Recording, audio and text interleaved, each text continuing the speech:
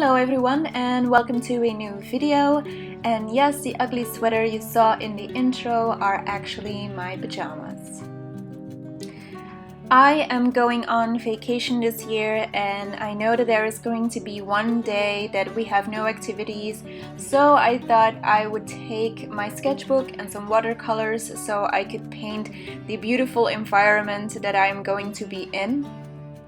So for the past couple of weeks I have been trying out the different tools that I've had lying around, figuring out what the best ones are going to be to take with me.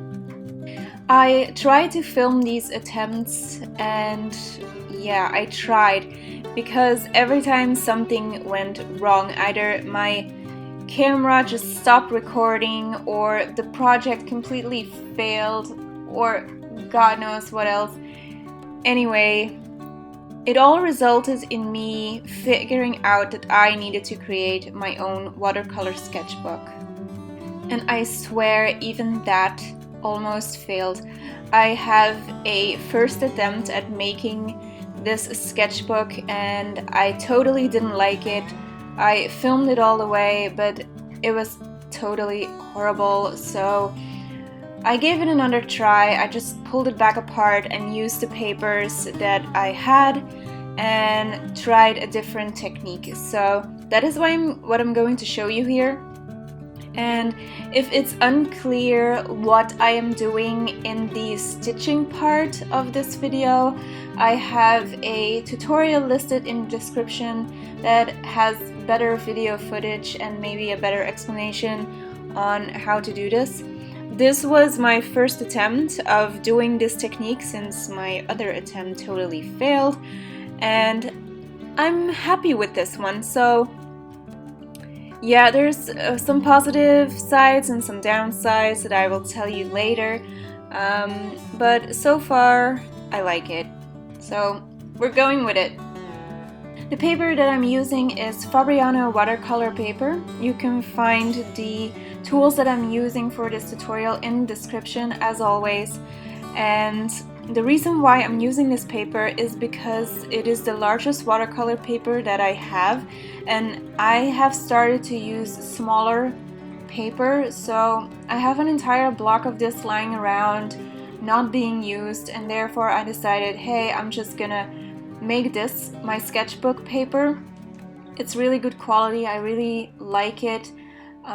So it was the best choice for this one. And first of all, I am trying to decide how big I want my sketchbook to be. I knew I wanted something like a card size, but then again, smaller than the sketchbook that I had already been trying out.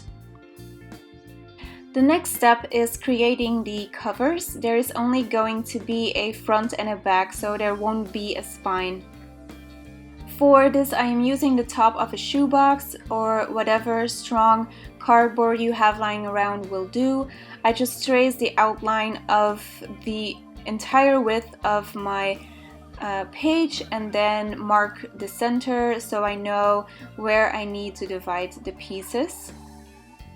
I am also tracing a little farther around the edge so that my covers are a little bigger than the sketchbook itself, creating a nice border. And then the only thing you need to do is cut them out.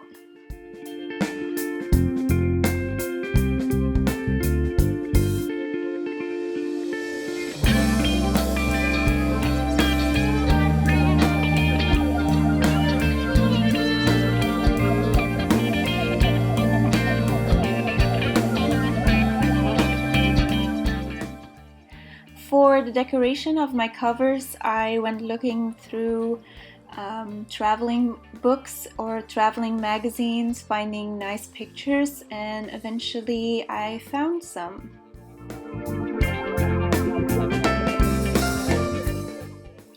Unfortunately, the page was too small to create unique front and back covers, so I decided to put the quote on the front. And so I mapped out where I was going to cut it off.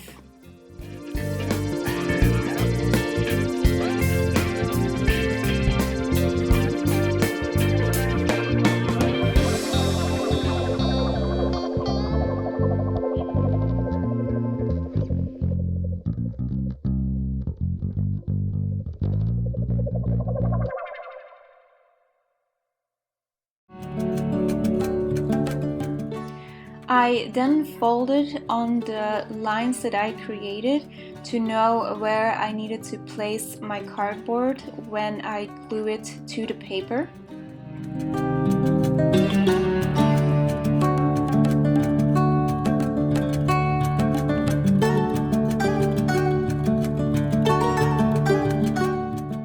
Next, I glue it to the paper. I cut off the excess and I fold over the edges. Afterwards, I make sure to place it under a very big book or a pile of books or whatever you have that puts a lot of weight on it, and leave it to dry like that. Otherwise, it will curve up, and that's not what you want. You want it to be flat.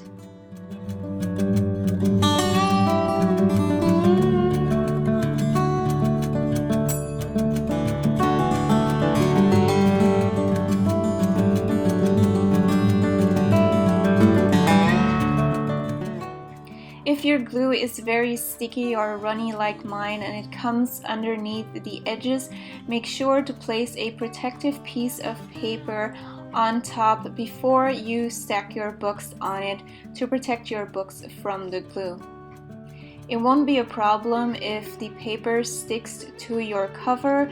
You can rip it off and eventually it will be nicely covered with another sheet later on.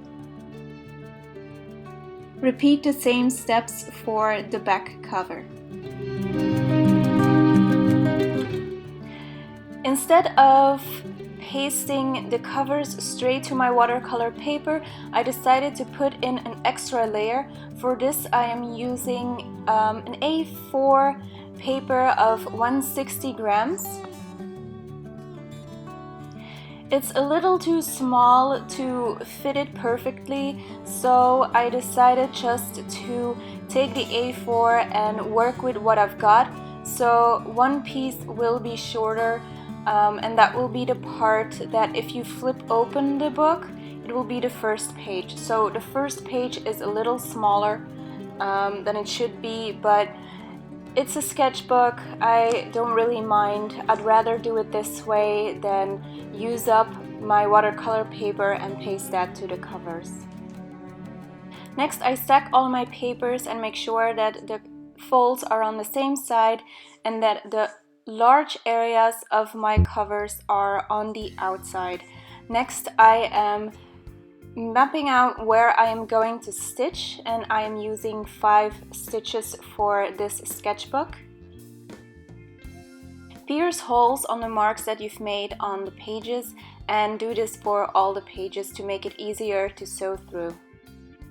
For the next part, you will need a shelf, and you will use the markings on your page as a guide for placing the ribbons that will eventually become the spine of your book.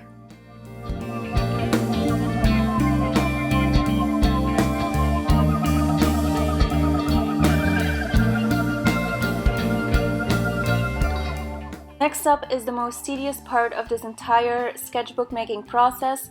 You will need a needle and some thread, and you will stitch the paper to the spine ribbons that I've put up.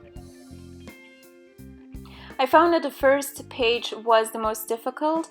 You start out completely loose, and first you thread to the outer hole of your paper, wrap it around the first layer of your spine, and then pull it back through. And this was extremely difficult for me. My thread kept on, making knots, so yeah, you're gonna have to be patient. So pull it tight and then move over to the next hole. It's gonna be difficult because you can't always feel where you're supposed to put your needle, but eventually you'll figure it out and it'll go much faster on the second layers.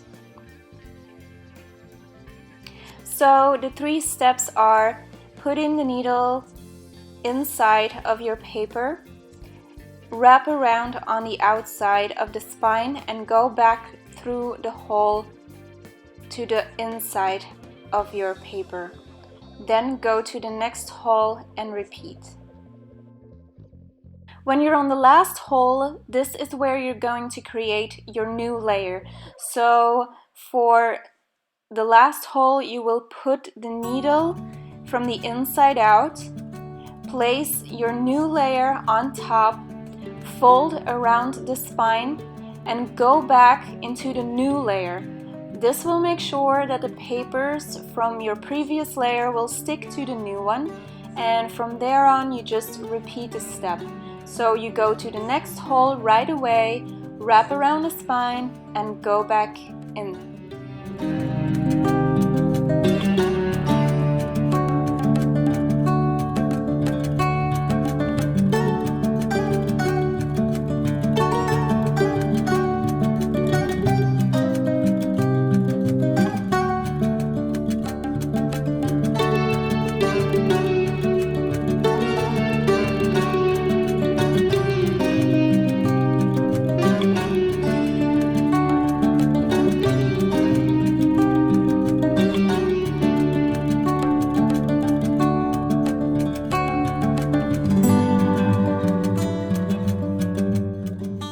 When you've reached your final layer and you are done stitching, make sure that you make a couple of knots with the thread, and then afterwards we will also secure this with some glue.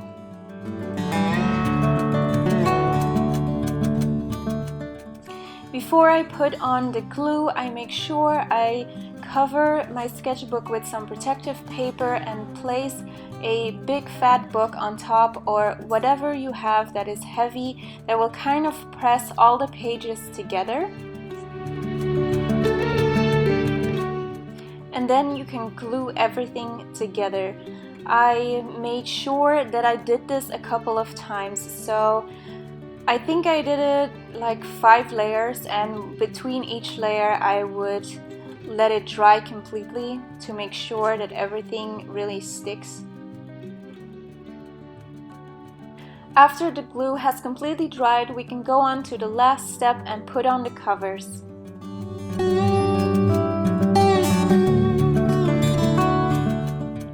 For this, I am removing all the excess thread.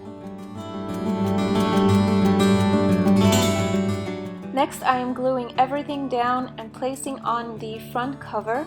I am making sure that the front cover is leveled with the spine so that it won't stick in the way when I am opening it up. I am covering this with another massive weight so it won't curl up while it's drying.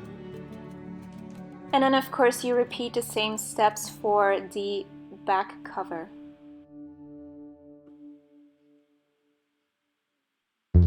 And after this, your sketchbook is completely done. It will fold open nicely. You will see that there is a small page in the front, like I said, and between the pages you will see the thread that you've used. So for this one I decided to use a golden color. I don't know, I thought it was a nice idea. Since it was visible so much, I didn't want to just make it a normal white. I wanted to have something special. So hopefully I will be using this on my vacation. I am definitely looking forward to it, and I seriously hope that you try this technique as well. Thank you so much for watching, and until next time.